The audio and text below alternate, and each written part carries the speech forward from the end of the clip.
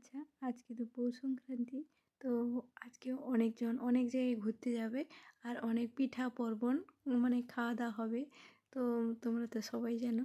তো কাদের বাড়িতে কী কী রকমের পিঠা হয়েছে আর কারা কোথায় ঘুরতে যাচ্ছ অবশ্যই জানিও। তার সাথে আছে গঙ্গা স্নান। তো তোমরা কি গঙ্গা স্নান করতে গেছো? আমিও আজকেও গঙ্গা স্নান করিনি, তো আজকে গঙ্গা স্নান করতে হয়।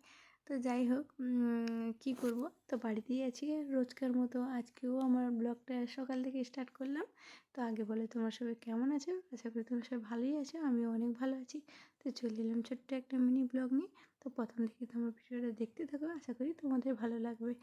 তো আগেই বললাম আজকে তো পৌষ সংক্রান্তি, অনেক বাড়িতে পিঠে হয়েছে, পার্বণ হয়েছে।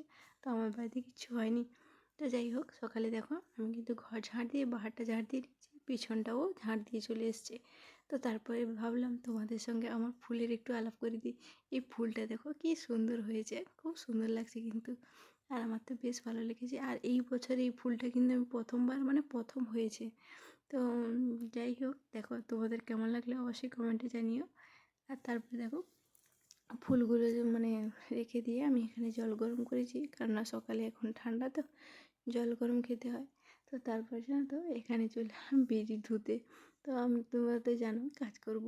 আর সত্যি কথা বলতে, মানুষ যে এক এক টাকায় ইনকাম করতে যে কতটা কষ্ট, সত্যি আমি না কাজ করলে মানে সেই মানে কাজের অনুভবটাই করতে পারতাম না। মানে এত মারাত্মক ঠান্ডা জলটা, তো তোমাদেরকে কী বলবো, মানে আমার রিয়াকশান দেখে তোমরা বুঝতেই পারছো কতটা ঠান্ডা।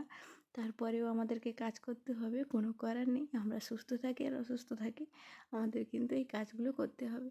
মানে মারাত্মক ঠান্ডা জল, মানে এমনিতে শিশিরে বসা ছিল। যাই হোক, বিড়িগুলো ধুয়ে এখন পাটায় তেল ঘষবো, তেল ঘষে কিন্তু আমি বাড়ি চলে যাব। তারপরে আবার 8টার দিকে এসে আমরা কিন্তু বড়িটা দেওয়া শুরু করব। দেখো বাড়িতে এসে ব্রাশ করে মেয়েকে ঘুম থেকে তুলে আমি কিন্তু এখানে চা করে নিয়েছি। আর জানো তো পাশের বাড়িতে যা একজন এসেছিলো পিঠা দিয়েছিল, তো সেই পিঠাটা খেয়েছি।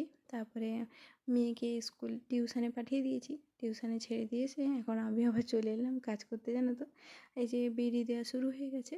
তো আমরা আবার কাজটা সেরে আবার চলে এসে 11টার সময় বাড়িতে এসে মা আমি একটু মুড়ি খেয়ে নিচ্ছি, মিষ্টি দিয়েই মুড়ি খাচ্ছি। আর কিছু মানে তেমন কিছু করিনি, মিষ্টি দিয়ে মুড়ি খেয়ে আজকে রান্নাবান্না আজকে করবো না। জানো তো আজকে একটা কাজে যাব, সেখানেই খাওয়া দাওয়া করবো।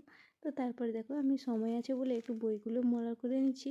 তো বইগুলো মলার করে মেয়েকে চান করিয়ে নিয়ে আমি কিন্তু বেরিয়ে পড়বো। তো দেখো কথা বলতে বলতে আমার কিন্তু চলে এসেছি রেডি হয়ে।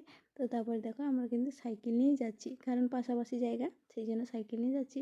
ওই দেখো আমার বান্ধবী আর আমার মেয়ে একটা সাইকেলে বসেছে, ওর ছেলে আর আমি একটা সাইকেলে বসেছি। তো যাই হোক, দেখো আমাদের কাজ শেষ হয়ে গেছে। কাজ শেষ হয়ে বান্ধবী দিদি রান্না করেছিল, আজকে এখানেই কিন্তু খাওয়া দাওয়া করলাম।